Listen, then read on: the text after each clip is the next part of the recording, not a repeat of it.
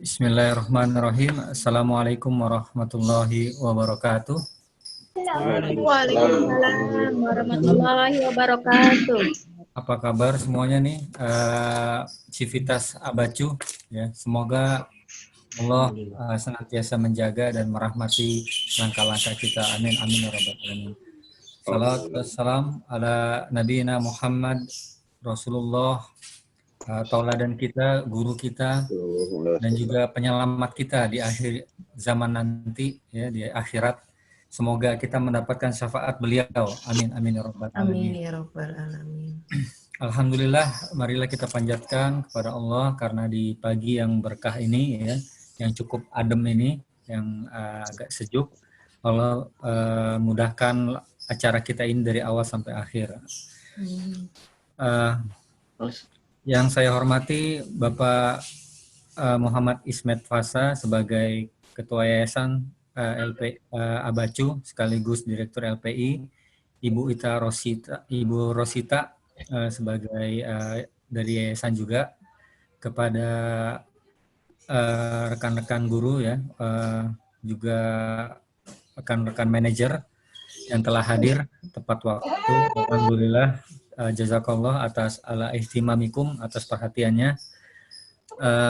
Kita akan mulai rangkaian kegiatan kajian kita ini, kajian akbar ini ya, yang insya Allah Ustadznya sudah hadir nih tepat waktu juga jam 8. Jadi jazakallah kepada Ustadz Farid Nu'man yang telah menyediakan waktunya bagi kita. Semoga apa yang beliau sampaikan bisa kita ambil hikmahnya dan kita resapi dan juga kita amalkan dalam kehidupan kita. Baik, untuk rangkaian pertama adalah tilawah yang akan disampaikan oleh Ustadz Farhan ya. Kita langsung saja ke rangkaian pertama, yaitu Ustadz Farhan. Ustadz Farhan sudah monitor? Ya, oke. Baik, kita dengarkan tilawah dari beliau. Waktu dan tempat bersilakan. Assalamualaikum warahmatullahi wabarakatuh. Waalaikumsalam warahmatullahi wabarakatuh. أعوذ بالله من الشيطان الرجيم. بسم الله الرحمن الرحيم.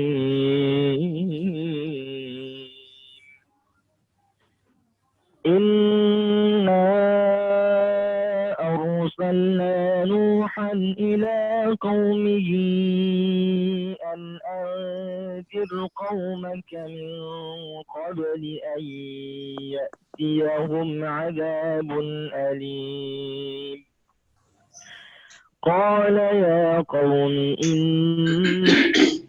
إنكم نذير مبين أن اعبدوا الله واتقوه وأطيعون يغفر لكم من ذنوبكم ويؤخركم إلى أجل مسمى إن أجل الله إذا جاء لا يؤخر لو كنتم تعلمون. قال رب إني دعوت قومي ليلا ونهارا فلم يزدهم دعائي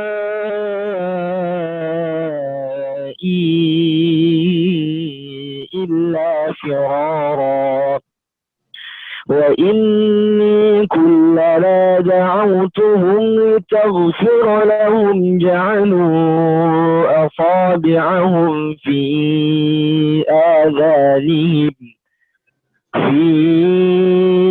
آذانهم واستغشوا ثيابهم وأصروا واستكبروا استكبارا ثم إني دعوتهم جهارا ثم إني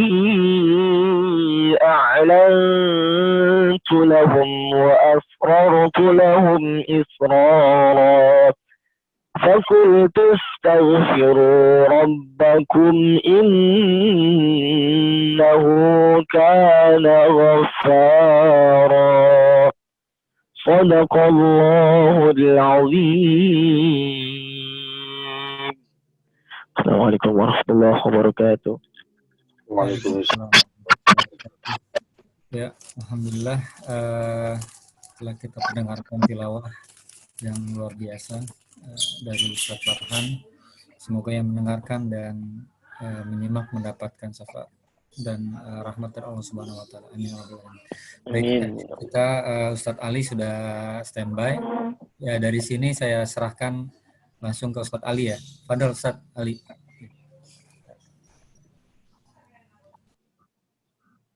Iya, jazakallah Ustaz Khairul. Naam, syukran. Ya, langsung saya ambil alih tentunya para Bapak Guru semua, Dewan Guru dan semua sivitas akademi yang sudah berhadir dalam kegiatan Zoom kajian akbar ya. Yang dijuluki tema dengan memaknai musibah bagi insan pendidik. Alhamdulillah. Pada kesempatan kali ini kita akan berbincang-bincang dengan Ustadz yang sudah kita hadirkan tentunya buat semuanya untuk lebih kemaslahatan kita ke depan. Tadi kita sudah mendengarkan tilawah Al-Quranul Karim yang sudah dibacakan oleh Ustadz Farhan, yaitu ada di surat Nuh. Bagaimana seorang Nabi Allah Nuh berbicara tentang dakwah tidak lelah, lailan wa nahara, malam dan siang. Jadi identik dengan tema ini sebenarnya Pak, semuanya hadirin yang dimuliakan oleh Allahu Karim, Allahu Jalla wa Ala. Ya, bagaimana seorang Nabi Nuh dihadapkan dengan berbagai tantangan, berbagai cobaan, tapi beliau tidak surut semangatnya untuk memperjuangkan dakwah Islam, walaupun tantangan itu berbagai macam ragamnya. Tentu ini yang kita juga maknai dalam tema kali ini, yaitu memaknai musibah bagi insan pendidik.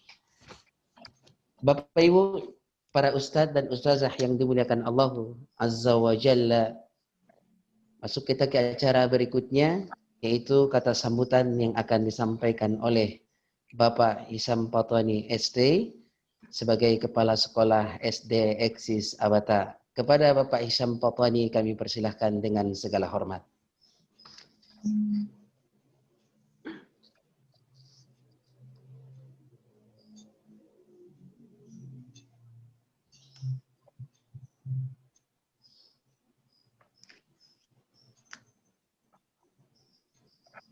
Bapak Hisam, ya sudah bergabung dengan kita mungkin Bapak Hisam?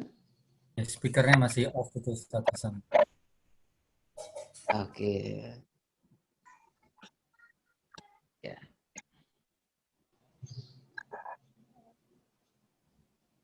Halo Bapak Hisam.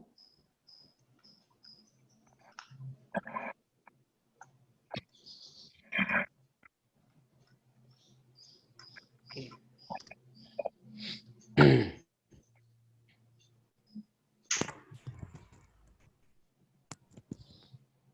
Assalamualaikum warahmatullahi wabarakatuh. Waalaikumsalam warahmatullahi wabarakatuh. Alhamdulillah wa syukurillah wa la hawla wa la quwata illa billah, amma ba'd. Yang sama-sama kita hormati Al-Mukarram Al-Ustadz Farid Nu'man yang alhamdulillah sudah bersama-sama kita. Ustadz, ahlan wa sahlan datang Ustadz. Yang sama-sama kita hormati Bapak Ismet Fasa selaku Ketua Yayasan, Bapak Dodo selaku Manajer SDM, Bapak Zainul sebagai Sekretaris, Bu Rosita Kumala Dewi, Ustadz Nurdin Hamdani, Ustadz Irwan, Bu Rosmalia Graini, dan pengurus-pengurus yang lain yang mungkin mohon maaf tidak bisa saya sebutkan. Kepala TK dan para pengajarnya, dan tentunya mungkin ada orang tua yang bergabung dalam pengajian kajian akbar kita pada hari ini. Dan tentunya wabil khusus pada teman-teman saya di guru-guru SD yang hadir pada pagi hari ini. Alhamdulillah wa syukurillah,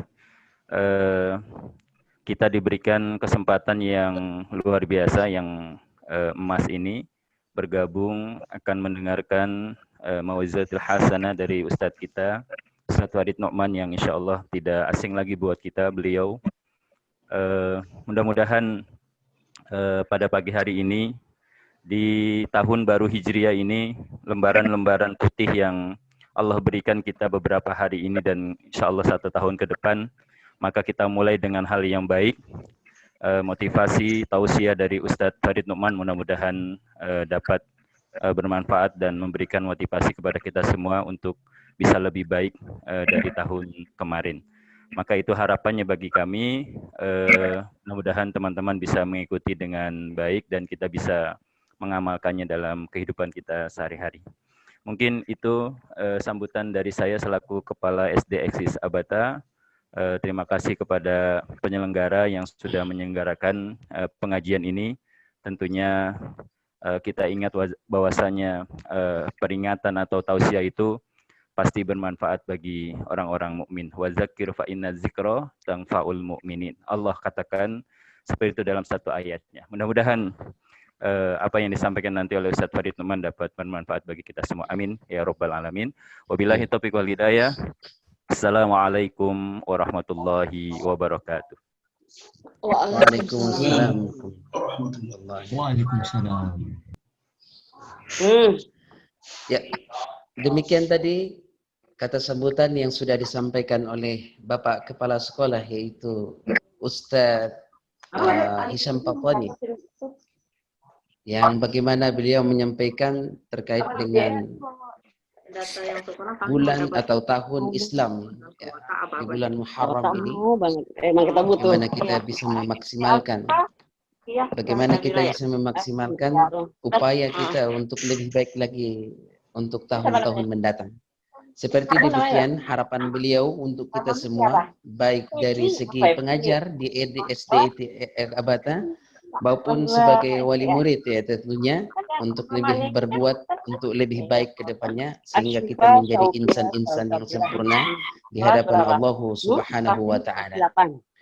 Baik, para hadirin yang dimuliakan oleh Allah, kita akan berlanjut kepada acara berikutnya, yaitu kata sambutan yang datangnya dari Ketua Yayasan, yaitu Bapak Haji Ismet Pasah MPI. Kepada beliau kami persilahkan dengan segala hormat. Bismillahirrahmanirrahim. Assalamualaikum warahmatullahi wabarakatuh. Waalaikumsalam warahmatullahi wabarakatuh. Alhamdulillah, nahmaduhu wa nasta'inuhu wa nastaghfiruh wa na'udzu billahi min syururi anfusina wa min sayyiati a'malina. Man yahdihillahu fala mudilla lahu wa may yudlil fala hadiyalah. Asyhadu an la ilaha illallah wahdahu la syarikalah wa asyhadu anna Muhammadan abduhu wa rasuluh la nabiyya ba'dah. Allahumma shalli wa sallim ala nabi alihi wa sahbihi wa sallim wa man tabi'ahum bi ihsanin ila yaumiddin, amma ba'd. Yang saya hormati Ustadz Farid Nu'man yang dimuliakan oleh Allah Subhanahu wa Ta'ala, kepada pengurus yayasan dan juga jajaran manajemen LPI Abata, kepala sekolah SD Eksis Abata beserta para ustadz-ustazah jajaran SD, demikian juga kepala sekolah DKIT Eksis Abata beserta ustazahnya, dan tidak lupa para ayah bunda yang insya Allah mengikuti acara ini. Semoga Allah merahmati dan memberkahi kita semua pada pagi hari yang mulia ini.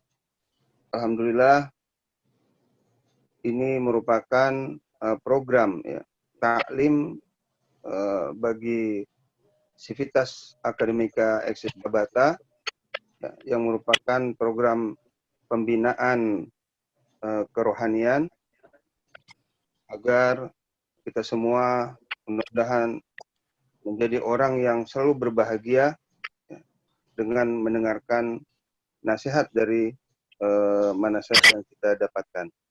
Mudah-mudahan program ini menjadi perhatian, ya, terutama oleh para murab Abata dan kita semua di bagian dari insyaallah generasi yang kita tinggalkan, generasi embryo generasi Rabbani, ya, untuk ikut mencerdaskan kehidupan bangsa. Nah, lebih kurangnya saya mohon maaf. Billahi taufiq wal hidayah. Wassalamualaikum warahmatullahi wabarakatuh. Waalaikumsalam warahmatullahi wabarakatuh. Syukran kepada Bapak Haji Ismet Pasah MPI yang sudah memberikan kata sambutannya pada acara kajian akbar kita kali ini. Semoga harapan beliau ke depan, guru-guru Abata dan Civitas Academica Eksis Abata ini bisa menjadi generasi yang bisa memunculkan, yang menghadirkan generasi Rabbani tentunya. Semoga dengan apa yang beliau sampaikan, kita sama-sama mendoakan kepada Allah Subhanahu Jalla wa Ala supaya keinginan kita ini tercapai dengan sebaik-baiknya untuk menjadikan umat ini menjadi umat khairah ummah, sebaik-baik umat di masa-masa mendatang. Amin ya rabbal alamin. Para hadirin, ayah bunda, para guru-guru semuanya, kita sampailah di tema kajian pada kali ini, yang insyaallah akan disampaikan oleh Ustadz Farid Nu'man Hasan, yang insyaallah mengambil tema memaknai musibah bagi insan pendidik. Dengan terhormat kepada Ustadz Farid Nu'man Hasan, kami persilahkan dengan segala hormat. Waktu dan tempat kami sediakan. Tafadhal Ustadz. Jazakumullah khairan. Suara saya kedengaran? Kedengaran. Baik. Bismillahirrahmanirrahim. Assalamualaikum warahmatullahi wabarakatuh. Waalaikumsalam warahmatullahi wabarakatuh. Alhamdulillah. Assalatu wassalamu ala Rasulillah wa ala alihi wa sahbihi wa man wala. Wala haula wala quwwata illa billah. Amma ba'd. Ma'asyiral muslimin wal muslimat rahimani wa rahimakumullah, yang saya cintai karena Allah, Bapak Muhammad Ismet Habibullah. Semoga Allah menjaganya dan juga menjaga keluarganya. Yang saya cintai karena Allah, Bapak Kepala Sekolah, baik ini SD, SMP ya, semua ya barangkali yang ada di TK sampai SD ya. Iya, betul Ustaz. Ya, kemudian juga yang saya cintai karena Allah, seluruh dewan guru dan juga orang tua siswa ya. Semoga sejak awal perjumpaan kita sampai akhirnya dihitung sebagai amal soleh, sebagai amal jihad fisabilillah, dan juga Allah berkahi dan Allah rahmati. Tema kita tentang bagaimana seorang muslim memaknai musibah. Ya, contohnya seperti apa yang kita rasakan saat ini sejak bulan Maret atau mungkin sejak bulan Februari ya. Sudah berlangsung sekitar 7 atau 6 bulan. Ya, kita anggap ini bagian dari musibah. Bahkan ini dialami bukan hanya umat Islam, tapi umat manusia seluruhnya. Musibah diambil dari kata ya bahasa Arab tentunya. Orang-orang Arab biasa menyebut musibah dengan sebutan musibah atau musabah atau kadang masubah. 3 model kata yang biasa digunakan oleh orang Arab untuk memaknai kata musibah, yang artinya syiddah, sesuatu yang membuat jiwa tertekan, sesuatu yang membuat jiwa susah. Sementara di dalam beberapa penjelasan para ulama, ya, bahwa musibah itu adalah kullu makruhin yahulu bil insan. Setiap hal yang membuat manusia itu merespon dengan ketidaksukaan. Hal-hal yang menimpa manusia dan manusia meresponnya dengan kebencian, itu musibah. Hal ini sejalan dengan apa yang disampaikan oleh Umar bin Khattab radhiyallahu anhu, seperti yang diriwayatkan dari Imam Ibnu Abi Syaibah di dalam kitab Al-Musannaf. Sa'id bin Al-Musayyab bercerita rahimahullah, ketika Umar bin Khattab dalam sebuah perjalanan bersama pengawalnya atau para sahabat yang lain, lepaslah tali sendal Umar bin Khattab. Kemudian dia pun istirja dengan mengucapkan inna lillahi wa inna ilaihi raji'un. Lalu para sahabat yang di belakangnya bertanya, ada apa? Karena biasanya ketika ada orang istirja, itu identik dengan ada orang meninggal. Ya, sama kayak di kita juga ketika ada orang kaget dengan sebuah peristiwa, lalu merespon dengan istirja, biasanya orang yang mendengar langsung berpikir siapa yang meninggal. Sehingga saat itu Umar bin Khattab juga ditanya, ada apa? Maka Umar bin Khattab pun menjawab bahwasanya kullu makruhin asobahul insan. Setiap hal yang membuat orang itu enggak suka, ya, hal-hal yang membuat seseorang itu benci dengan hal tersebut yang dia alami, fahuwa musibah. Itu adalah musibah, kata Umar. Dari sinilah kemudian para ulama, ahli bahasa memaknai musibah adalah seperti saya katakan tadi, apapun yang dialami oleh manusia dan manusia itu tidak suka dengan hal tersebut, hakikatnya itu adalah musibah. Kadang musibah bisa berupa penyakit, kadang musibah bisa berupa ketiadaan, mohon maaf ya, harta, kehilangan harta. Kadang musibah berupa kecelakaan anak kita atau diri kita.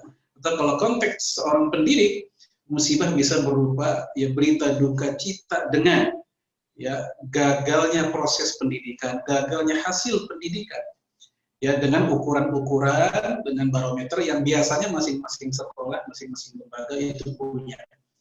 Ya, saya menganggap ketika sebuah sekolah memiliki visi-misi, dan visi-misi itu di tahun yang mereka targetkan dan tidak tercapai, dan memunculkan kekecewaan, secara esensi hakikatnya itu musibah bagi mereka. Ma'asyiral muslimin wal muslimat rahimani wa rahimakumullah. Ya, sebelum jauh kita membicarakan kenapa Allah memberikan musibah kepada manusia. Ada apa di balik musibah? Dan apa pelajaran hikmahnya? Ya, kita membahas ya sebab musababnya dulu. Kenapa musibah itu bisa muncul? Kenapa Allah menguji manusia ya dengan musibah? Atau kadang musibah itu tidak selalu hal-hal yang negatif, walaupun secara makna bahasa tadi sesuatu yang bikin manusia nggak suka itu musibah. Bisa jadi sesuatu yang kita suka, yang nikmat, yang menyenangkan, yang membahagiakan, yang kemudian membuat mereka lupa kepada Allah Subhanahu wa Ta'ala, membuat mereka lalai. Maka secara esensi atau secara fungsi, maka hal-hal yang nikmat tadi dia sudah sama dengan musibah yang membuat dia lalai atau membuat dirinya jauh dari Allah Subhanahu wa Ta'ala. Paling tidak kalau kita buka Al-Quran dan juga buka hadis-hadis Nabi dan juga keterangan kitab-kitab para ulama, kita menyimpulkan kurang lebih ada dua sebab global, ada dua sebab umum ya adanya musibah. Yang pertama yaitu as-sabab asy-syar'i, yaitu sebab-sebab yang difaktori oleh pelanggaran-pelanggaran syariat yang dilakukan oleh manusia. Adanya ketentuan syariat seperti apa mereka langgar, baik berupa perintah atau larangan, ya mereka tidak melaksanakan, mereka tidak taati. Ini menjadi sebab pertama terjadinya musibah dialami oleh manusia. Apa dalilnya? Yang pertama, ya kita ambil contoh dalam surah Al-Anfal ayat 25 yang insya Allah ayat ini cukup familiar di telinga kita. Wattaqu fitnah la tusibanna alladziina zalamu minkum khassah. Takutlah kalian terhadap fitnah. Ya, sering kalau diterjemahan dialih bahasakan dengan malapetaka, ujian, musibah. Takutlah kalian, peliharalah diri kalian dari fitnah yang Allah buat secara rata, yang Allah berikan secara umum rata, bukan hanya kepada orang zalim, orang yang tidak zalim pun kena. Orang-orang baik yang tidak menjadi aktor utama kezaliman, yang tidak menjadi aktor utama kemaksiatan, pelanggaran atau kejahatan, tapi mereka pun juga kena dampaknya. Kenapa bisa terjadi? Jamaah sekalian, Imam Ibnu Katsir rahimahullah di dalam tafsirnya menjelaskan, yuhadziru ta'ala ibadahul mu'minin fitnatan. Allah Subhanahu wa taala memberikan peringatan kepada hamba-hambanya yang beriman. Di garis bawahi, Allah memberikan peringatan kepada hamba-hambanya yang beriman.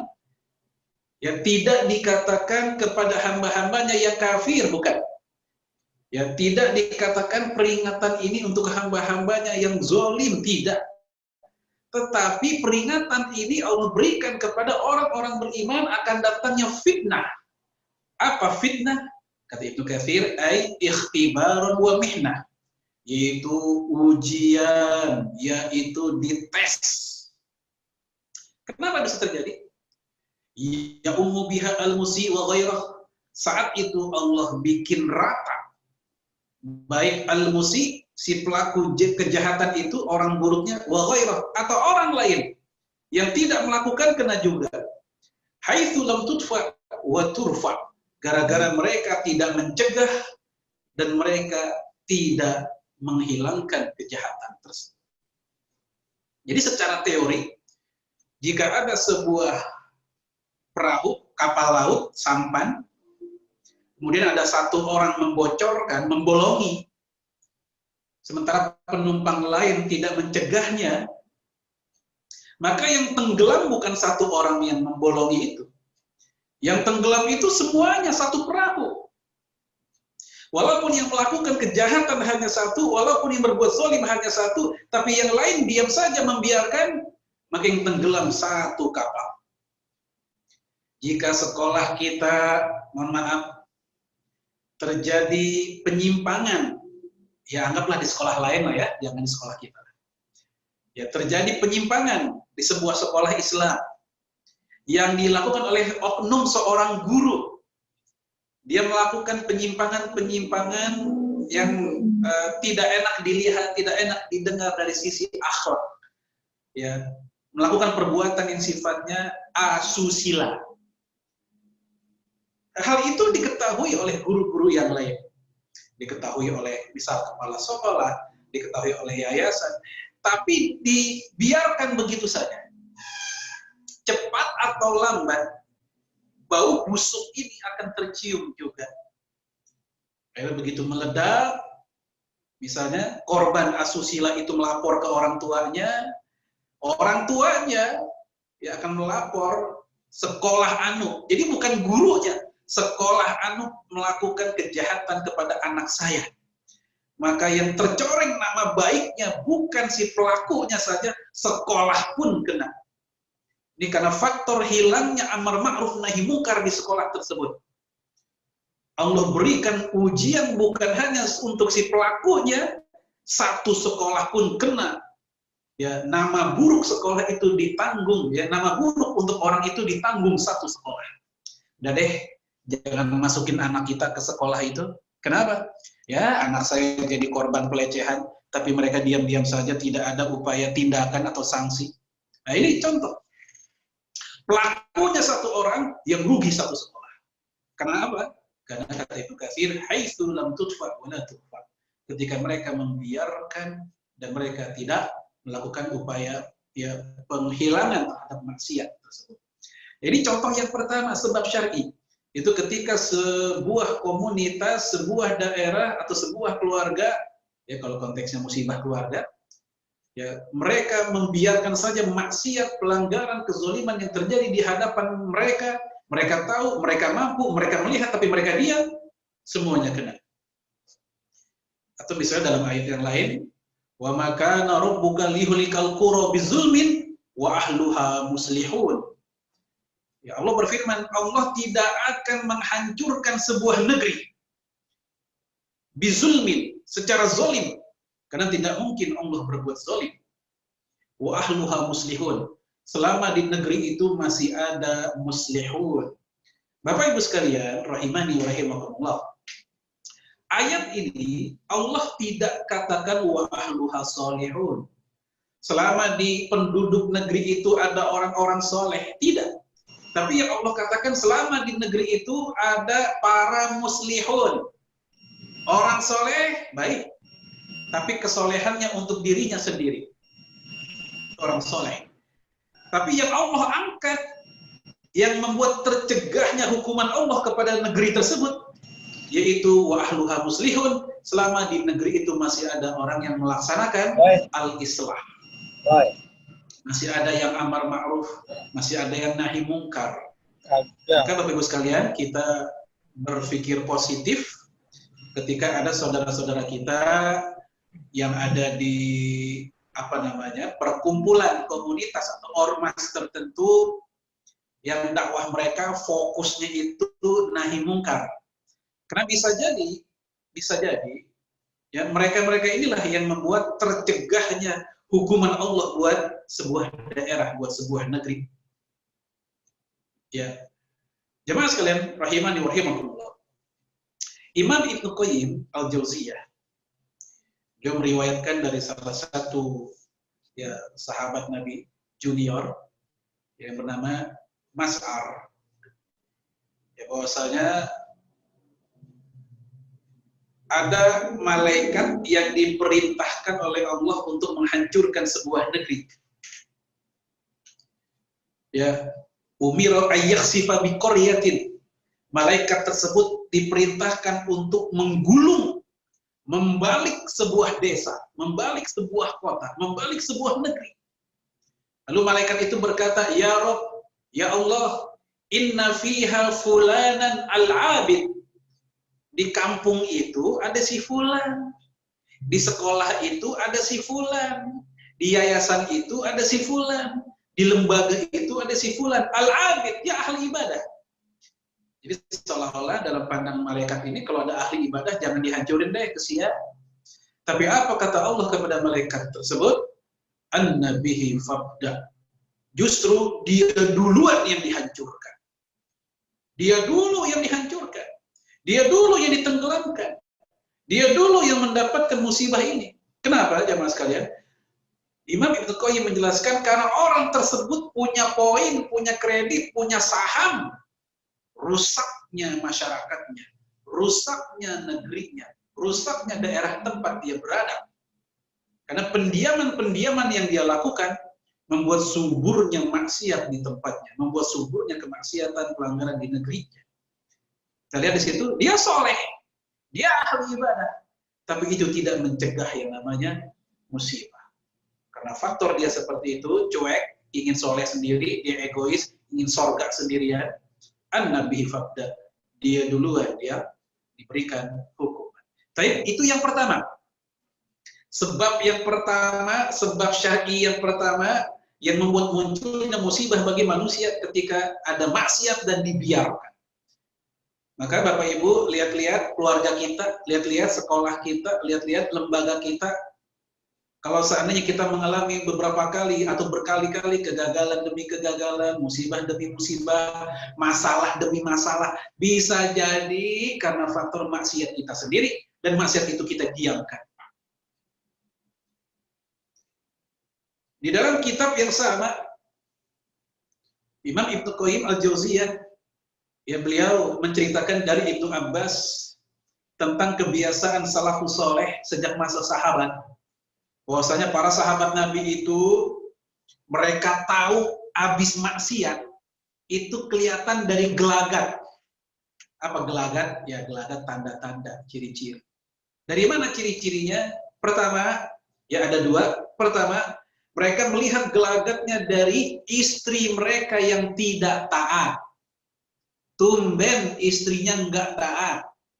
Biasanya nurut, biasanya ucapannya lembut, enaklah begitu. Ini tumben nggak taat. Kata mereka, maksiat apa, dosa apa, kezoliman apa, pelanggaran apa yang kami lakukan, hingga akhirnya Allah bikin istri kami tidak taat kepada kami.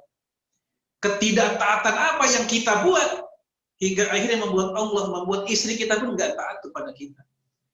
Maaf buat bapak-bapak, kalau di rumah istri kita kok tumben ya, nggak seperti biasanya. Jangan dulu berpikir, waduh, udah waktunya tuker tambah, ini bisa begitu. Jangan mikir kayak begitu.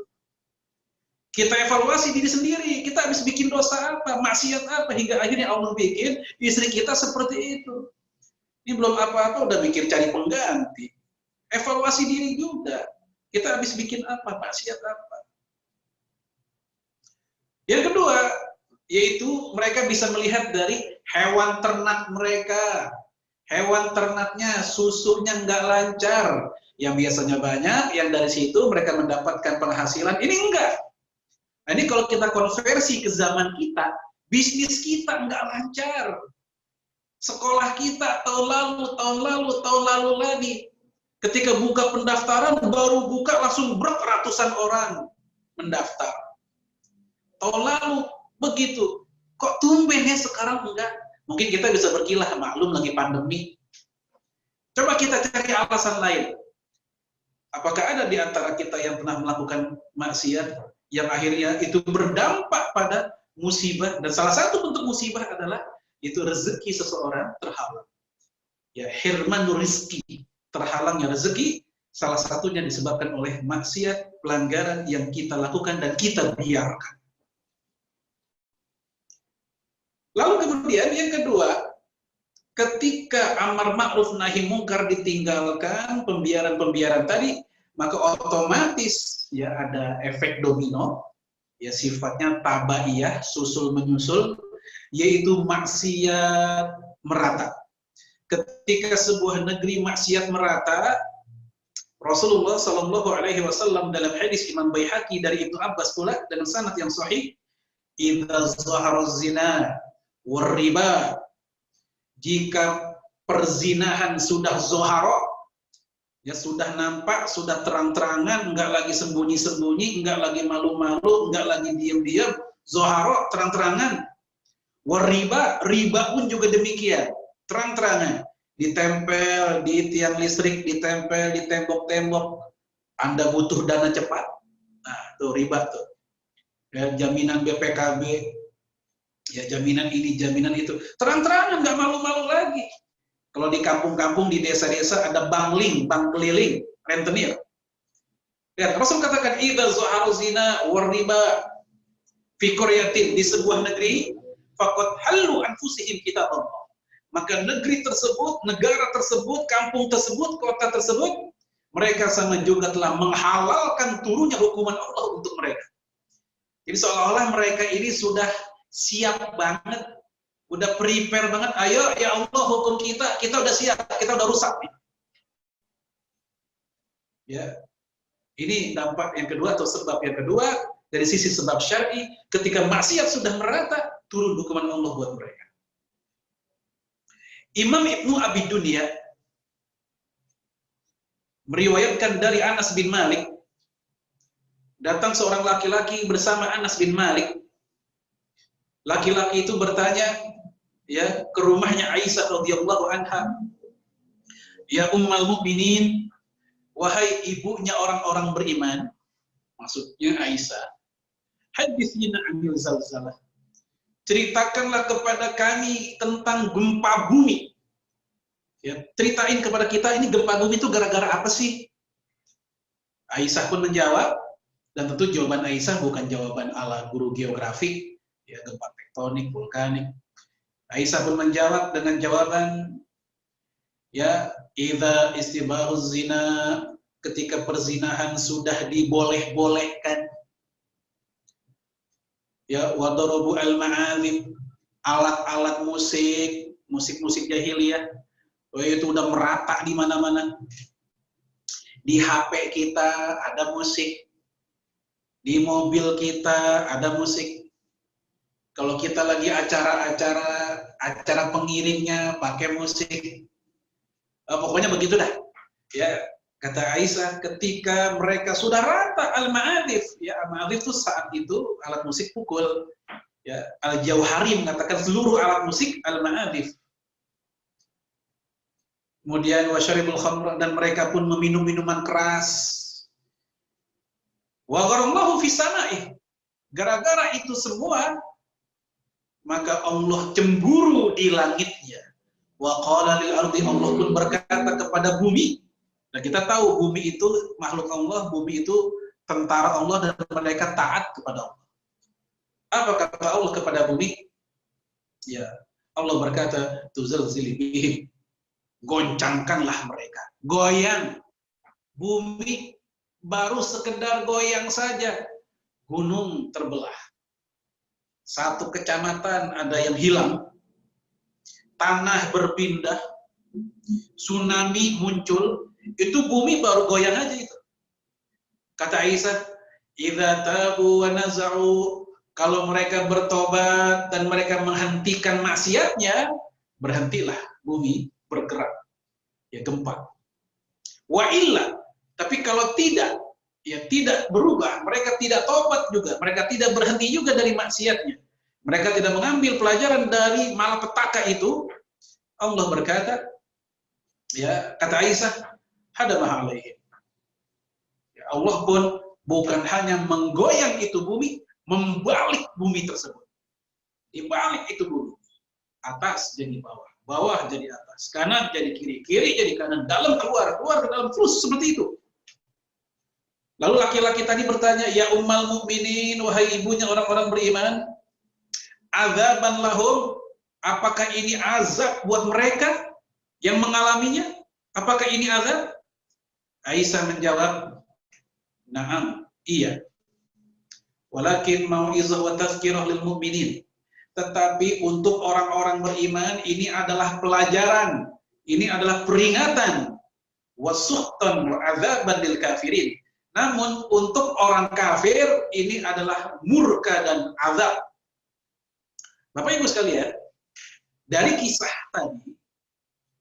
tadi, oleh Ibnu Qayyim dikatakan sanadnya kuat. Bahwasanya kita mendapatkan beberapa pelajaran. Pertama, maksiat itu menjadi salah satu sebab munculnya musibah. Yang kedua, bahwasanya untuk orang Islam ketika mendapatkan musibah, jangan diistilahkan azab. Jangan diistilahkan azab. Ketika Aisyah mengatakan buat orang Islam, buat orang mukmin itu pelajaran atau peringatan. Buat orang soleh itu ujian, itu pelajaran. Buat ahli maksiat itu peringatan. Supaya mereka menghentikan maksiatnya. Adapun bagi orang kafir itu adalah murka dan azab. Maka ini penting kita ketahui supaya lisan kita tidak menyakiti perasaan sesama muslim dengan sebutan azab. Ya, wah Aceh tsunami azab. Jangan. Mereka sudah kena musibah, ya, dan kita sakiti perasaan dengan sebutan mereka di azab. Jangan. Ya, kita lebih pas mengatakan mereka sedang diuji, mereka sedang diberikan peringatan. Tapi kalau itu dialami oleh orang kafir, bentuk musibahnya sama, di waktu yang sama, di tempat yang sama, maka buat mereka itu adalah azab dan murka Allah kepada mereka. Tapi ini contoh sebab yang kedua, yaitu munculnya musibah karena faktor pelanggaran syariat. Yang pertama, misalnya meninggalkan amar ma'ruf nahi munkar. Yang kedua, meratanya maksiat. Maka ini pun juga menjadi sebab munculnya musibah. Nah, bagi orang sekuler, mereka itu nggak berpikir sejauh itu. Bagi mereka, musibah yang kita alami, mau alam, mau laut, mau darat, atau apapun, semuanya murni, ya, fenomena alam saja. Ya. Dan kita menolak pemahaman seperti ini. Yang seperti ini bagian dari, ya kalau dulu ada istilah apa namanya, akidah, ada Jabariyah, ada Qadariyah, di mana mereka ya, menganggap Allah tidak ada peran sama sekali, Allah tidak ada sebab atau tidak ada ya saham sama sekali terhadap apa yang dialami oleh manusia, baik susah dan senangnya, kecuali hanya satu, yaitu ketika Allah menciptakan manusia saja. Ini namanya golongan qadariyah. Semuanya perbuatan manusia. Mereka mengingkari sebab dari Allah atau siksa atau musibah dari Allah. Dan kita juga nggak mau seperti golongan Jabariyah yang mengingkari ada sebab-sebab rasional manusiawi. Nah, inilah kita masuk poin yang kedua, yaitu sebab al-kauni, as-sabab al-kauni. Sebab-sebab yang sifatnya natural. Sebab-sebab yang di dalamnya ada pelanggaran manusia atas alam ini memang. Manusia punya peran, manusia punya ya kesalahan. Zaharul fasadu fil barri wal bahr bima kasabat aydin nas. Ya Allah berfirman, telah nampak kerusakan di daratan dan di lautan gara-gara tangan manusia. Ada sebab manusia. Ada sebab manusia. Ya, Dek, kenapa Adek belajar? Dia menjawab, saya belajar karena besok ujian. Karena besok ujian akhir semester. Jawaban anak ini tidak salah. Tidak boleh ada orang tua didik yang mengatakan, Dek, kenapa Adek belajar? Besok ujian. Nggak boleh bilang begitu, itu syirik. Kasihan tuh anak. Udah belajar dibilang syirik. Karena ada sebab kauni, memang dia belajar. Sebagaimana Rasulullah SAW ketika perang, Rasul pun menggunakan baju besi. Rasul pun menyusun strategi. Tapi Rasul tidak melupakan doa. Paduan sebab kauni dan syar'i. Dua remaja, yang satu keluar dari masjid, yang satu keluar dari gereja. Yang keluar dari masjid namanya Muhammad Daud Yusuf. 3 nama nabi diborong sama tuh anak. Muhammad Daud Yusuf. Yang keluar dari gereja namanya misalnya siapa? Fransiskus lah gitu. Berbarengan ketika mereka keluar ya dengan hujan yang lebat, dengan petir yang luar biasa menakutkan. Yang remaja muslim ini dia keluar menggunakan payung. Sementara yang remaja non muslim ini dia keluar dengan daun pisang. Ya supaya nggak kehujanan. Nah, Bapak Ibu sekalian, di antara dua anak ini, manakah yang paling potensial kesambar petir secara teori ilmiah? Secara teori fisikanya. Ya, mungkin nanti bisa ditanya ke guru fisika. Ya. Ya, tentu yang paling potensial adalah yang menggunakan payung, karena dia menggunakan besi. Kita tidak bisa menyalahkan kok Allah gitu sih, kenapa orang Islam yang kena, ya orang kafir enggak? Enggak begitu. Kenapa Allah memberikan kejadian seperti itu? Itulah yang namanya sebab kauni. Siapapun yang memenuhi syarat sebab kauni, ya dia yang dapat. Maka sebab kauni ini adalah tangan kotor manusia. Kenapa longsor terjadi? Ada tangan kotor manusia. Tebang pohon sembarangan. Bukan 1-2, tapi satu area. Begitu hujan, nggak ada yang diserap airnya, wajar satu daerah rubuh. Kenapa perumahan itu banjir? Lihat dulunya apa? Dulunya rawa, dulunya empang, dijadiin perumahan.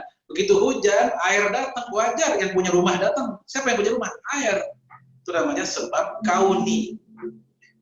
Baik, ini dua sebab terjadinya musibah yang dialami oleh manusia, yaitu sebab syar'i, kemudian sebab kauni. Kemudian Bapak Ibu sekalian, rahimani wa rahimakumullah, kita masuk pada pembahasan selanjutnya. Apa yang kita bisa ambil pelajaran ya, dari sebuah musibah?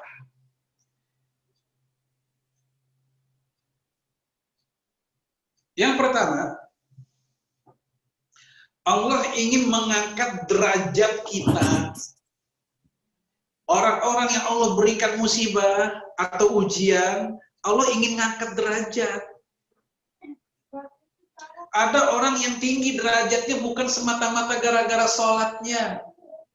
Bukan karena dia haji, dia umroh atau apa. Bisa jadi ketinggian derajat seseorang di sisi Allah karena faktor kesabaran dia ketika dia sakit bertahun-tahun, dia diuji dengan penyakitnya, si ibu, si bapak ini, atau dia diuji dengan penyakit anaknya. Anaknya baru lahir, diuji dengan sebuah penyakit yang sangat berbeda dengan yang lain. Membutuhkan biaya yang cukup besar hingga habis jual rumah, jual kendaraan, hingga mereka pun bangkrut. Ini ujian buat mereka. Mereka sabar atau tidak? Baik, dari mana dalilnya? Dalam surat Shad, tadi cek ya di ayat 20-an ada, di ayat 30-an ada. Ketika Allah membicarakan tentang Nabi Sulaiman dan Nabi Ayub. Wahabna li Dawud Sulaiman ni'mal abdu innahu awwab. Kami anugerahkan kepada Nabi Daud, yaitu seorang anak bernama Sulaiman. Ya, Nabi Sulaiman. Nabi Daud punya anak Nabi Sulaiman. Ni'mal abdu innahu awwab. Dia hamba yang terbaik karena dia tetap taat. Kita lihat di sini.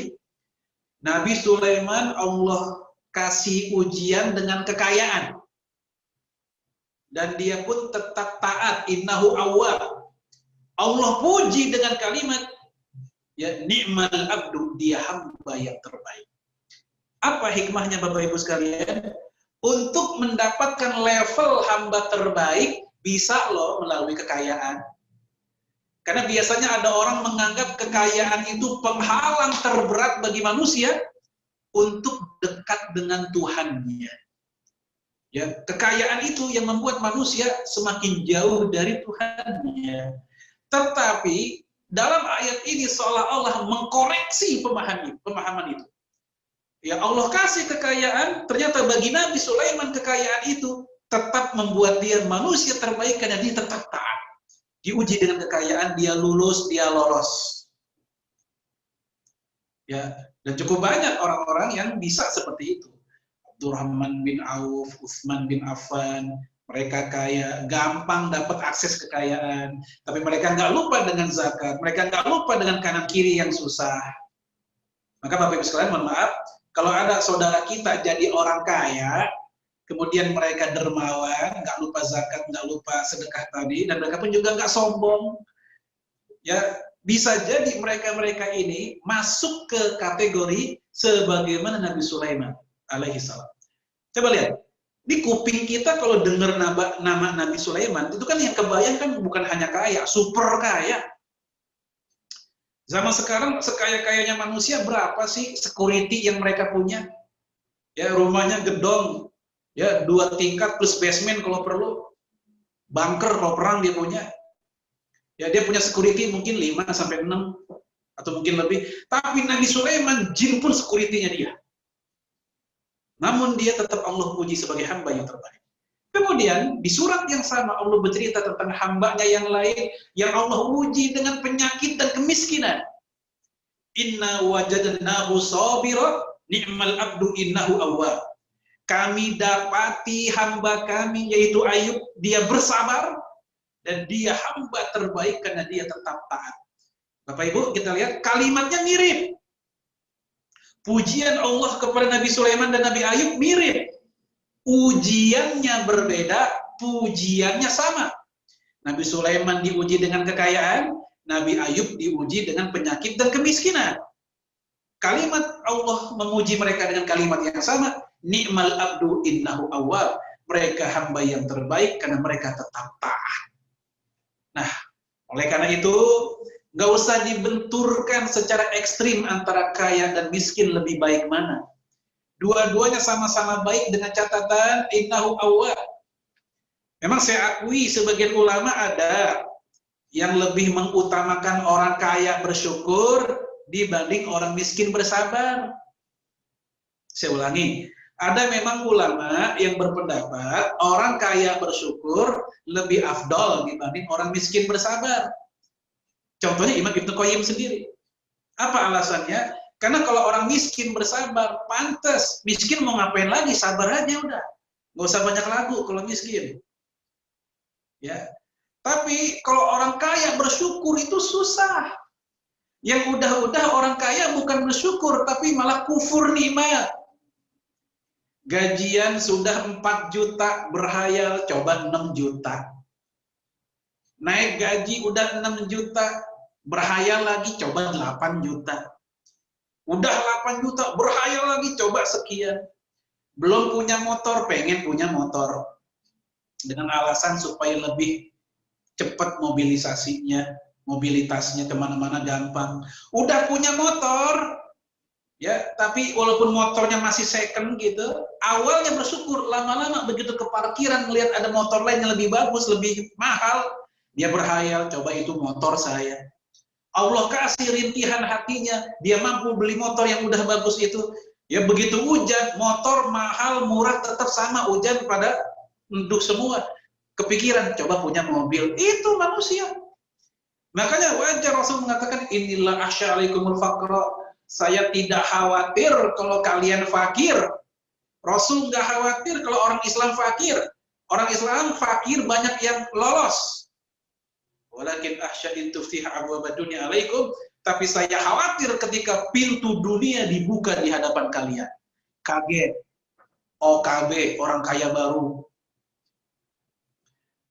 Mohon maaf nih untuk suami istri. Ya, waktu sama-sama susah. Ya, sama-sama susah, sama-sama berat.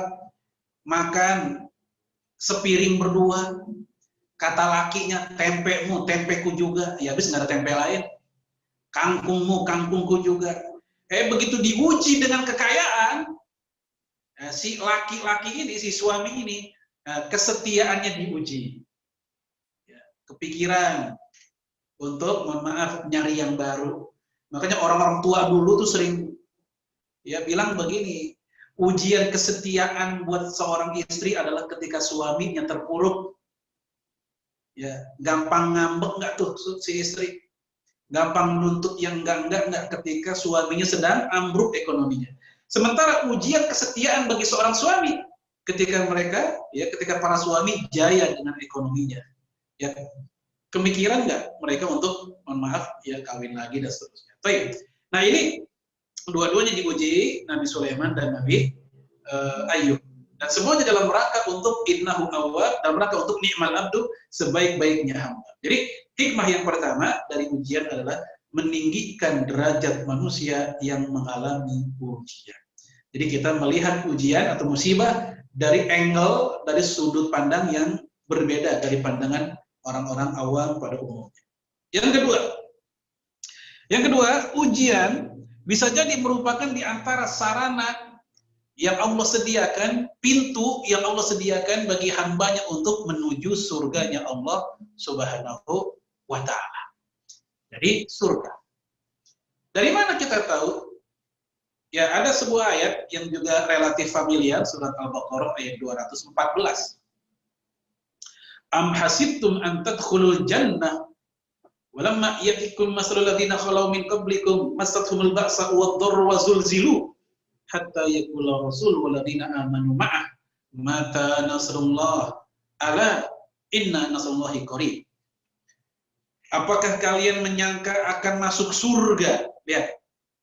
Ya kalau bahasa kita, ya, lu mau masuk surga. Dites dulu. Sebagaimana orang-orang dulu mereka dites, diuji. Mereka digoncang kehidupannya, digoncang jiwanya, ada yang ekonominya, ada yang keluarganya, macam-macam. Hatta yaqula rasul walladzina amanu ma'ah. Sampai-sampai Rasul dan orang-orang beriman bersamanya, para muridnya, para sahabatnya, mereka bertanya, mata nasrullah, kapan Allah nolong kita? Kapan sih pandemi ini selesai? Kapan sih corona ini selesai? Ya kadang kita nanya ke ahli, para ahli juga nggak ada yang bisa menjawab secara pasti. Kita nanya ke ekonom juga nggak ngerti. Ahli virus juga nggak paham. Ketika seluruh kekuatan manusia bersatu pun udah nggak paham, itu tanda memang sandaran kita hanya kepada Allah udah. Maka ketika ditanya mana nasrullah, kapan Allah nolong kita, Allah jawab, ala inna nasrullahi qarib. Ketahuilah pertolongan Allah itu dekat. Para ulama kita, semisalnya Syekh Abdullah Azzan, ya beliau memberikan pembahasan atau komentar tentang ayatnya. bahwasanya pertolongan yang Allah berikan kepada hambanya itu biasanya terjadi pada puncak-puncak usaha dan puncak-puncak lelah. Oleh karena itu kita lihat di dalam kehidupan kita, mungkin Bapak Ibu pernah main ke puncak, Megamendung atau apa, Cisarua sana, yang namanya cuaca dingin, hawa dingin, itu puncak-puncaknya dingin bukan jam 12 malam ternyata. Puncak-puncaknya dingin justru datangnya ketika misal jam 3, jam 4 itu lagi dingin-dinginnya. Yaitu di masa dikit lagi muncul matahari. Di waktu dikit lagi muncul kehangatan. Justru itulah puncak dinginnya. Nah, kita ambil pelajaran dari situ. Bahwasanya kalau kita mengalami puncak masalah, puncak kesulitan apapun, ya, semoga itu tanda akan berakhirnya ya masalah atau musibah yang sedang kita alami dan turunnya pertolongan Allah kepada orang yang mengalami musibah tersebut. Baik, ini pelajaran yang kedua yang Allah berikan lewat musibah. Bisa jadi ini merupakan salah satu pintu di antara pintu-pintu surga bagi kita, asal kita sabar. Asal kita sabar. Jangan nyaci maki keadaan. Allah enggak pro kepada NKRI.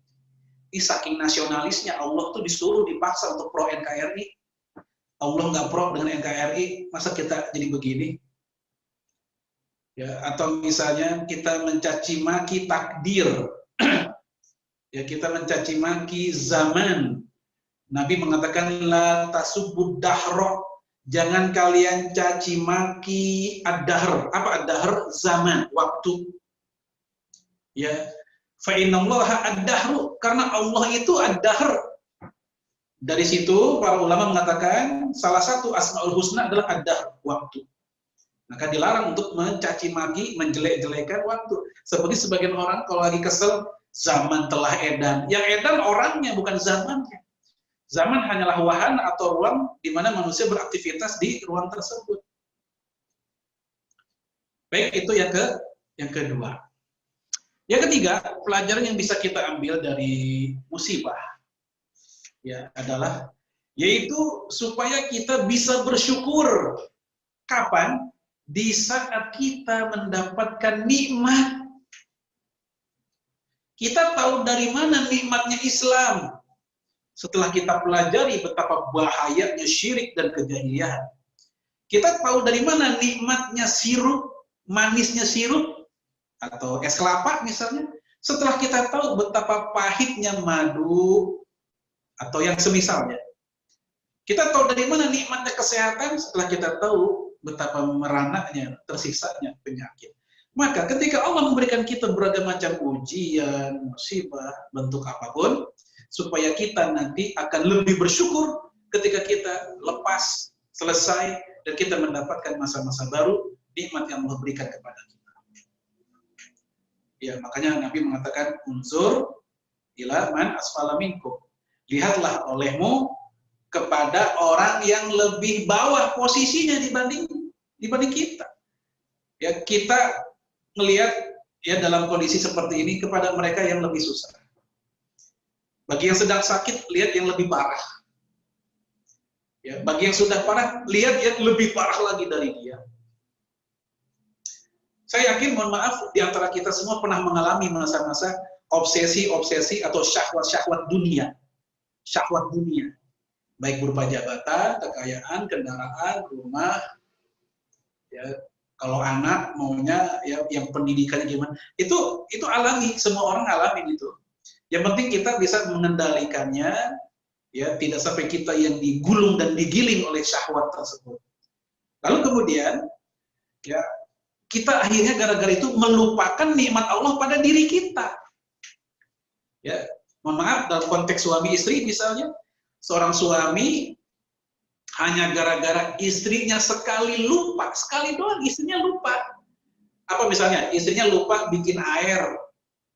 Ya, buat tamu, lakinya, suaminya lagi datang tamu, temannya kantor misalnya, langsung ya dia ngomong ke istrinya, Dek atau Mi, tolong dong kopi, teh satu ya, ini ada tamu. Kita udah kenceng suaranya, mungkin istri lagi sibuk, istri lagi repot, Ya dia dengar tapi sekelebatan aja. Sampai si tamu pulang, istri belum bikin kopi. Gara-gara begitu doang itu. Nggak sedikit suami yang marahnya luar biasa. Kamu bikin malu suami. Itu teman lama.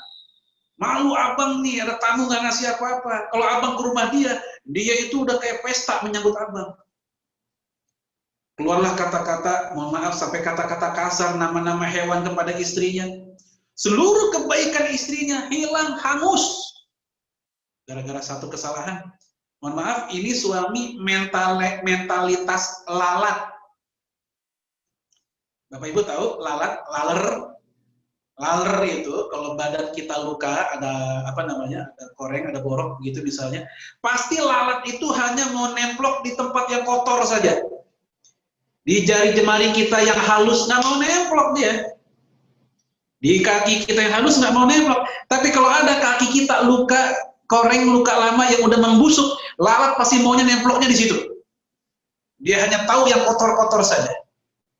Ya, jika ada seorang manusia, termasuk suami terhadap istrinya, yang diingat selalu keburukannya saja, yang diingat selalu kejelekannya saja, ya semua pelayanan istri dilupakan, ini mental lalat nih suami. Termasuk juga si istri, sama. Suami udah beliin motor, keperluan istrinya sudah diupayakan sebisa mungkin oleh suami semaksimal dia. Udah diupayakan, dibelikan, disediakan fasilitasnya. Mau apa sih? Iya bang, saya mau cincin. Berapa gram? Kiloan. Cincin kiloan. Ya. Tapi suaminya karena sayang di sini coba. Tapi ketika sekalinya marah itu istri, sekalinya marah gara-gara suaminya lupa atau nggak beliin sesuatu, abang belum belikan saya apa-apa, dasar pelit. Innalillahi wa inna ilaihi raji'un. Nah, ini bisa terjadi kepada suami dan istri seperti itu. Baik dari sisi suami ada yang kayak begitu, lupa dengan kebaikan istri, yang kebaikan dari istri pun ada yang lupa dengan kebaikan suami. Tapi ya ini yang ketiga, adanya musibah yang dialami oleh seorang muslim, seorang mukmin, itu dalam rangka kita bersyukur ketika kita ya mengalami kebaikan, kenikmatan. Ya bahwasanya ya kita betapa nikmatnya, betapa bahagianya ketika kita mendapatkan hal-hal yang baik, ya sehingga kita bisa lebih merasakan lebih fresh lagi. Baik. Lalu kemudian jamaah sekalian, ya kita ambil 3, banyak ya pelajaran dari dari musibah yang memberikan kepada kita cukup banyak. Kita ambil 3 aja dulu. Kemudian kita masuk pembahasan selanjutnya. Ya saya review dulu supaya kita teringat pembahasan saya tadi. Tadi pembahasan definisi sudah kita bahas. Yang kedua, pembahasan tentang sebab-sebab musibah sudah kita bahas. Yang ketiga, hikmah-hikmah musibah sudah kita bahas. Yang keempat, yang terakhir, yaitu sikap muslim, ya mauqiful muslim, ya minal musibah. Bagaimana sikap seorang muslim ya terhadap musibah. Ya, sikap yang pertama adalah istirja. Kita kembalikan kepada Allah Subhanahu wa taala. Innalillahi wa inna ilaihi raji'un. Dapat nikmat, kita kembalikan kepada Allah, alhamdulillah. Atau hadza min fadli rabbi. Dapat musibah, kembalikan lagi kepada Allah. Innalillahi wa inna ilaihi raji'un. Hakikatnya kita ini berasal dari Allah dan kita pun akan kembali kepada Allah. Inilah sikap seorang hamba, seorang mukmin. Ketika bahagia, enggak tepuk dada, semua gara-gara saya. Semua karena kerja keras saya, banting tulang saya, peras keringat saya. Sekuler ya kayak begitu, kufur nikmat. Tapi semuanya dia katakan, ini dari Allah. Aduh Bu, alhamdulillah mobilnya baru ya. Ya ini titipan dari Allah. Aduh Pak, ya anaknya dapat sekolah kampus unggulan ya, di PTN unggulan ya. Iya alhamdulillah itu rezeki dari Allah. Semua kembalikan kepada Allah. Jangan tepuk dada. Oh itu karena anak saya luar biasa, IQ-nya di atas rata-rata. Aduh Bu, alhamdulillah dapat mobil ya. Wah ini prestasi saya karena saya kerja keras. Langsung kita ingat-ingat, ini dari Allah. Karena sangat mudah bagi Allah untuk mengangkat semua nikmat tersebut. Walaupun punya mobil, punya rumah, satu aja dikasih. Apa misalnya? Satu nikmat Allah cabut. Nikmat bisa jalan. Nikmat bisa jalan. Gara-gara kesandung, ya anggaplah kukunya terkelupas, lalu kemudian jadi cantengan, berdarah, diperban segala, jalan susah, berat, ngebet, naik mobil susah, naik tangga rumah yang rumahnya bertingkat-tingkat susah, turun ke tangga susah. Apa yang dialami? Duduk aja.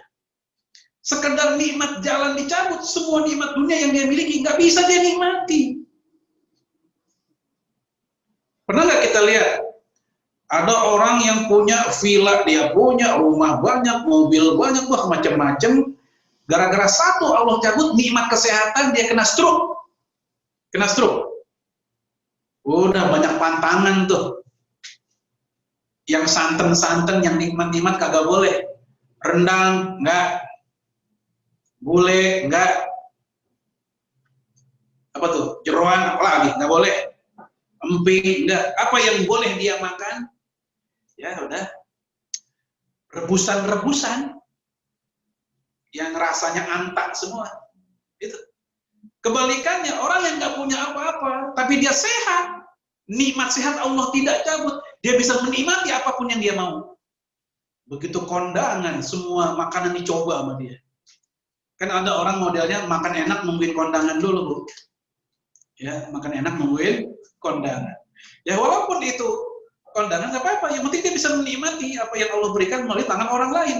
Dibanding orang yang punya macam-macam, dicabut salah satu nikmatnya oleh Allah, dia pun tidak berdaya. Maka syukuri apa yang sudah ya kita dapat. Ini sikap seorang muslim yang pertama. Ya.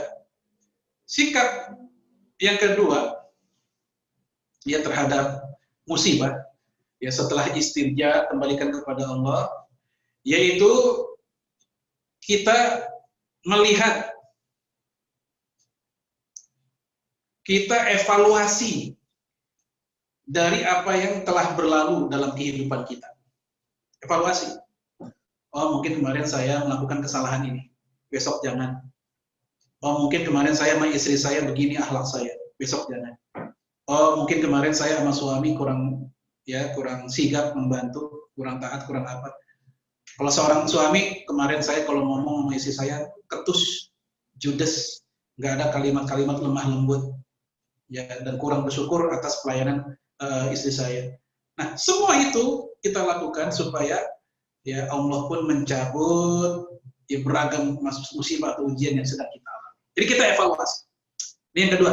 Setelah kita kembalikan kepada Allah, kita evaluasi diri kita, ya kita benahi apa-apa yang kurang. Yang ketiga, yang terakhir, apa yang kita lakukan, sikap kita terhadap musibah, yaitu ini merupakan tanda, Bapak Ibu, tanda memang kita harus fafirru ilallah. Kembalilah kita kepada Allah.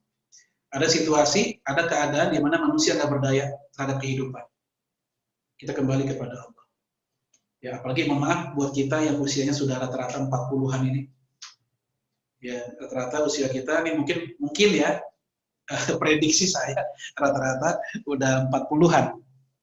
Ya, mungkin ada yang lebih malah ya. Nah, kalau udah 40-an, Imam Malik bercerita, adraktu ahlal ilmi bil Madinah wa hum yatlubuna ad-dunya wal ilma wa yukhalituna an-nas. Ya, aku berjumpa dengan para ulama di Madinah. Mereka menuntut ilmu, mereka nyari dunia, dan mereka pun bergaul dengan banyak orang. Ya. Hatta al-arba'in, sampai usia mereka masuk 40. I'tazalun nas, mereka pun di usia 40 mulai mereka i'tizal dari manusia. Oh ada yang 17 tahun tuh. Ya di chatting ada yang protes kayaknya. Ada yang 17 tahun. Alhamdulillah. 40 kurang 23 ternyata. Ya, di usia 40 itazalun nas, mereka udah mulai menjauh dari manusia. Ya, dan mereka pun akhirnya apa namanya? Wastigol bil kiamat. Mereka istighol dengan kiamat. Dengan hal-hal yang sifatnya akhir zaman, kematian, mereka udah berkemas-kemas. Nah ini buat kita, ya karena memang hidup kita itu sementara, nggak lama, cepat, dan kalau udah berlalu nggak bisa kita kembalikan lagi. Nah, adanya musibah seolah-olah ada duplikasi kehidupan manusia itu tidak lama alias sebentar. Walau misal, saya sudah bilang ke Pak Dodo bahwasanya saya hanya bisa sampai 9:30 maksimal. Sekarang jam berapa ya? Ya masih ada 1/4 jam lagi. Kita bisa diskusi. Ya, Semoga bermanfaat. Hadanallahu jamain. Assalamualaikum warahmatullahi wabarakatuh. Waalaikumsalam warahmatullahi wabarakatuh. Syukran ila Ustadz Farid Nu'man atas segala apa yang beliau sampaikan, tentunya untuk kita sebagai mau'izah hasanah, dan semoga apa yang beliau sampaikan bisa kita amalkan dalam kehidupan kita sehari-hari, dan bisa kita memaknai musibah itu sesuatu hal yang luar biasa, sesuatu hal yang bisa mengangkat derajat kita di sisi Allah Azza wa Jal, kemudian menjadikan musibah itu menjadi fasilitas kita untuk lebih dekat dengan syurganya Allah Azza wa Jalla. Baik Bapak Ibu, Ayah Bunda yang ada di rumah, para guru-guru semuanya, tibalah saatnya kita untuk diskusi. Barangkali kita akan buka sesi pertama dengan 3 orang penanya terlebih dahulu. Ya.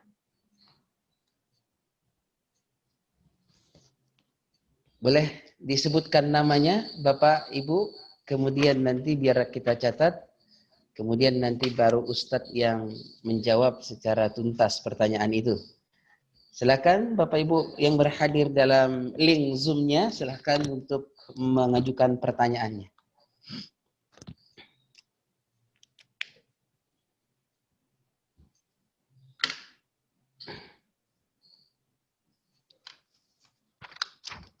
Ya.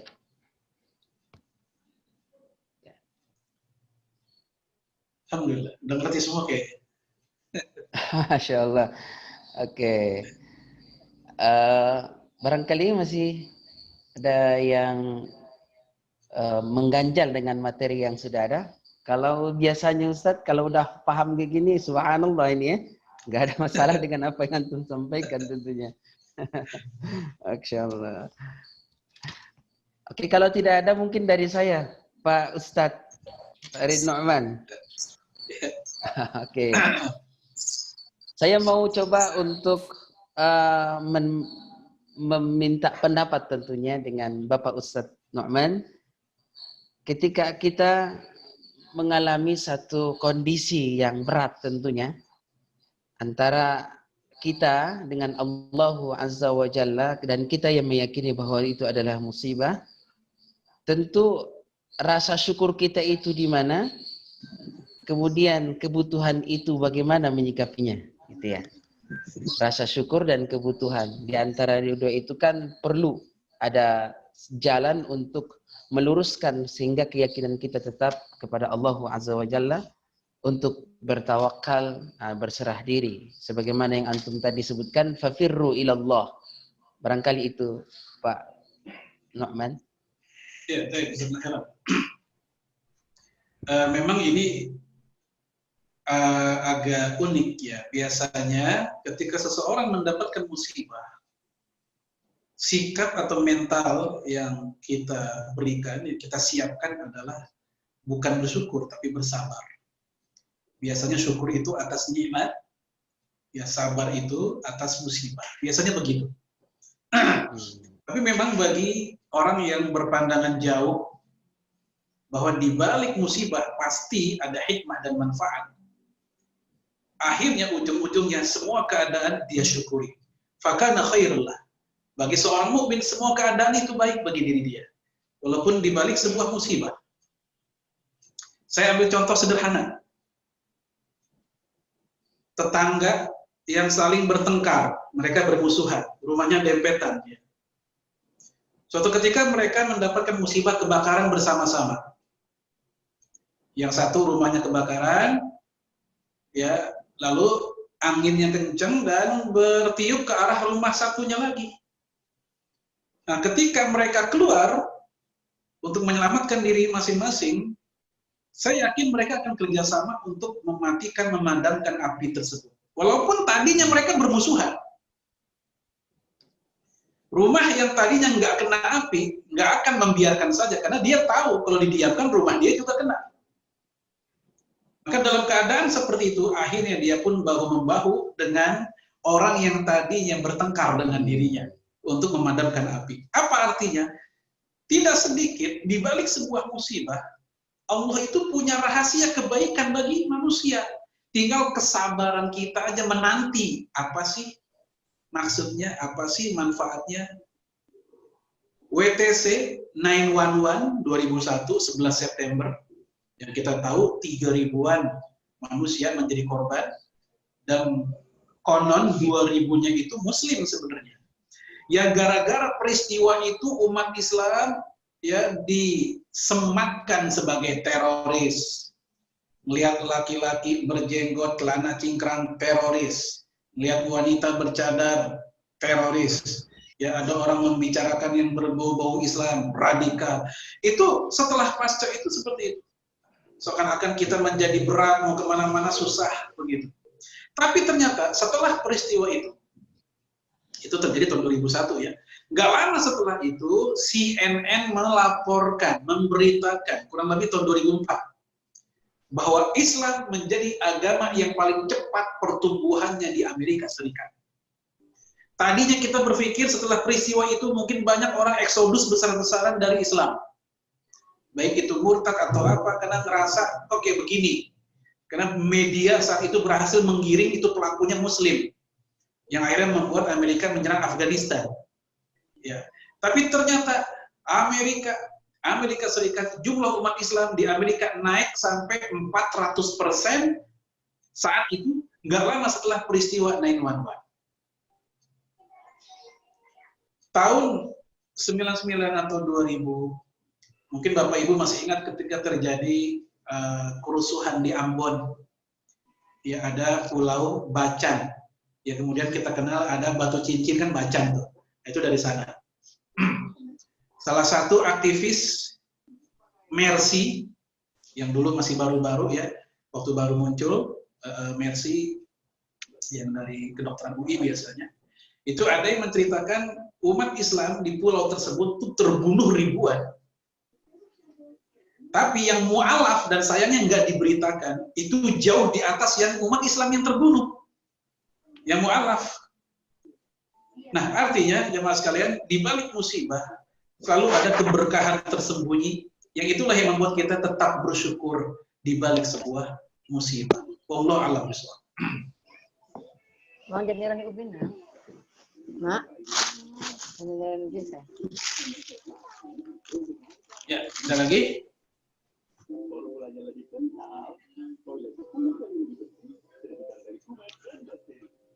Oh ya, di chat ya ada ya? Ya, di chat ini dari Pak Sule. Oh, ada Sule ya? Pak Sule aja. Ya, sebagai seorang muslim, kita meyakini musibah itu datangnya dari Allah. Dan maksiatnya manusia juga menjadi asbab turunnya azab Allah. Bagaimana kita memberikan pemahaman seperti itu kepada mereka yang tidak percaya. Ya, tidak percaya Allah, ateis. Ya, memang untuk orang-orang seperti itu, tugas kita tidak dulu membicarakan tentang sebab musibah ini dari Allah. Karena itu sifatnya cabangnya. Yang paling pokok adalah membuat mereka percaya eksisnya Allah dulu. Yang paling pokok adalah membuat mereka percaya Allah itu eksis dan ada. Ya, tidak mungkin kita mengajak mereka percaya dengan Al-Quran, firman Allah, kepada Allahnya saja mereka nggak percaya, apalagi firmannya. Nah, jadi undakan atau tahapan pertama kalau kita berjumpa dengan orang ateis adalah bagaimana caranya supaya mereka mau mempercayai Allah. Nah, tentu dalam masalah ini butuh diskusi panjang dengan orang-orang seperti itu, dialog, diskusi, bahkan mungkin juga perdebatan dengan segala macam logika, fenomena, ya fakta-fakta, ya di alam dan seterusnya, hingga akhirnya kita mengatakan Allah itu ada. Sebenarnya sih sederhana kalau ketemu orang kayak begitu. Bahwa Allah itu ada itu sederhana. Dari mana? Ya cukup dari kenyataan manusia berabad-abad, puluhan abad lamanya pembicaraan tentang Allah, tentang Tuhan itu selalu ada. Zaman dulu orang ngomongin Tuhan, zaman sekarang orang ngomongin Tuhan, zaman yang akan datang orang pun juga ngomongin Tuhan. Itu tanda bahwa Allah itu ada. Karena nggak mungkin manusia membicarakan yang tidak pernah ada. Itu sederhananya begitu aja. Baik, itu yang kedua. Apa makna sabar unlimited? Sabar itu tidak terbatas. Baik, kita tahu bahwa orang-orang bersabar yaitu surga. Surga itu nikmatnya nggak terbatas. Wa in ta'uddu ni'matallahi la tuhsuha. Itu di dunia, apalagi nikmatnya surga. Ya, nikmat dunia aja nggak bisa kita hitung, apalagi nikmatnya surga. Nah, ketika surga nikmatnya nggak terbatas, maka sabar yang juga menjadi salah satu sebab orang masuk surga, wajar kalau unlimited, sabar itu tidak terbatas. Namun sabar itu ada dua, Bapak Ibu. Ada sabar pasif, ada sabar aktif. Apa sabar pasif? Yaitu di saat kita ya sudah pada titik tidak berdaya dan kita pun hanya bisa berdoa kepada Allah. Tapi ketika kita mendapatkan sesuatu, musibah atau apa, dan kita bisa melakukan upaya-upaya real untuk keluar dari musibah itu, sabar aktif. Ya, wa ka'ayyin min nabiyyin qatala ma'ahu ribyuna katsir. Ya, fama wahanu fi sabilillah wa mad'ufu wa mastakanu wallahu yuhibbus sabirin. Betapa banyak para nabi yang berperang dengan para sahabatnya, para murid-muridnya, pendukungnya, yang mereka tidak lemah, tidak takut, tidak diam. Allah cinta kepada orang-orang sabar. Jadi ini sabar aktif, nggak lemah, nggak takut, nggak diam, bergerak. Ulangan dapat jelek, anak-anak kita sabar ya. Bukan berarti mereka udah diem aja, lakukan, belajar lagi. Nah itu sabar aktif. Ya, tape. Yang terakhir, bagaimana caranya supaya sebagai seorang istri bisa sabar dan ikhlas ketika suami sedang di PHK di tempat kerjanya karena lagi pandemi dan seterusnya. Ya, pertama ingat-ingat bahwa jasa suami selama ini ketika sebelum di PHK sudah luar biasa banyak. Ya, sedikit anggap aja banyak. Banyak ya alhamdulillah. Ya kedua, ingat-ingat juga orang-orang di luar sana yang sampai hari ini mereka mengalami hal yang lebih parah lagi dari suami kita. Bapak Ibu, terus terang, ini saya harus sampaikan, saya ceritakan. Ini ada kasus, memang ada seorang istri, ketika suaminya di PHK, lalu suaminya pun mencoba banting setir menjadi pedagang, dagang mainan anak-anak. Ternyata dia lupa yang namanya mainan anak-anak kan paling pas dagangnya di sekolah-sekolah, ketika jam istirahat, jam pulang. Nah sekolah ketika pandemi kan pada libur. Ya seolah-olah dia salah gitu, salah strategi gitu kan. Akhirnya dia pun bingung, udah beli mainan yang modal habis tapi bingung jualinnya. Ya, hingga akhirnya gara-gara itu mereka cekcok, si istrinya minta cerai gara-gara itu. Terus saya pun memanggil mereka, saya bilang ke istrinya, Bu, ketika lagi enak, ketika lagi suami ada penghasilan, lagi jaya lah begitu, ya ibu bersama suami. Tapi ketika susah, jangan tinggalkan suami.